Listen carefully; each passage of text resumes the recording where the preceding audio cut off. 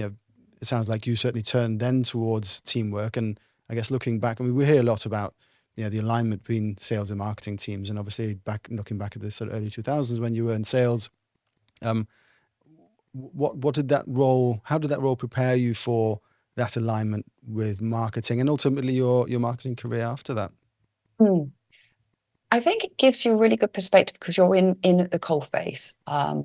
You are the one that is working with the customer. You're the one working with the leads. You're the one that is trying to build. You've got a target, and you've got to get to that revenue target, and you've got to do that in a way that's sustainable. You've got to do that in a way that is adding value for the customers because you need to retain them.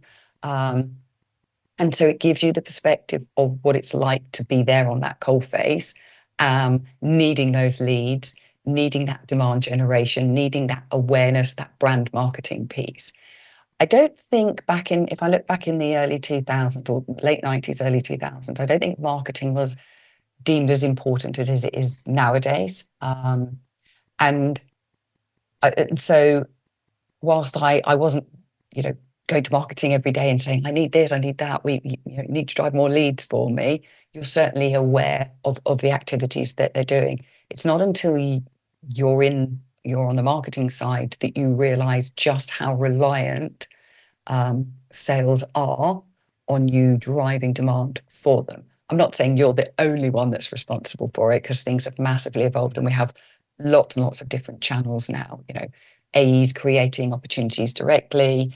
We've got digital channels. We've got SDRs or BDRs, business development, inside sales, developing on behalf of sales, but channel side of things. But I certainly think marketing has become a lot more important and integral to driving what sales need. So having that early experience being on the other side of it has certainly helped give me that perspective of what they need, what they're up against, the demands of the customer, the demands of the market.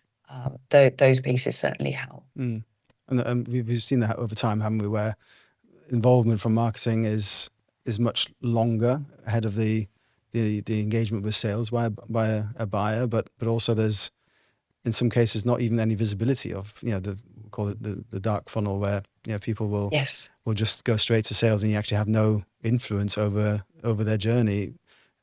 Obviously that wasn't the case back then in that sort of those 90s and early 2000s. How do you see that today? That's clearly must be a big focus area for you as well, right? Definitely. And marketing has become so complicated. You only have to look at the martech stack. And the original diagram, whenever it came out, was all these different companies in their swim lanes doing their thing. I think the current marketing stack, it wouldn't fit on a sheet of paper that is a mile wide, right? There's so many pieces of technology. There's so many things that marketing are responsible for. An awful lot of that. And it's been an interesting evolution because I remember back in the day, there was no websites per se. You didn't go in and say, contact me. You didn't fill out a trial. You didn't do any of that. I remember I didn't even have a mobile phone when I first started working. That was kind of reserved for leadership, as in, C-level. And so technology has massively evolved and allowed us to be way more connected and allowed our customers or prospects to get connected to us as a vendor.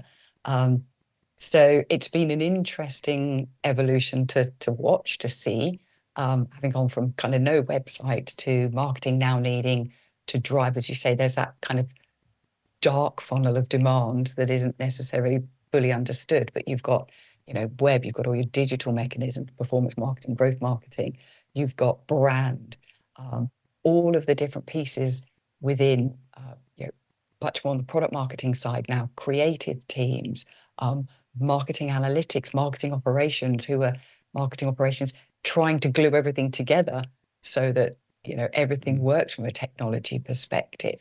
I think marketing teams have become incredibly complicated, and it's a tough job now for any CMO to get that all working together cohesively and in a way that benefits all the other stakeholders and peers within the organization. So we probably had it quite easy at the beginning. It's now got an awful lot more complicated. Tech does help, but it also complicates it. Yeah.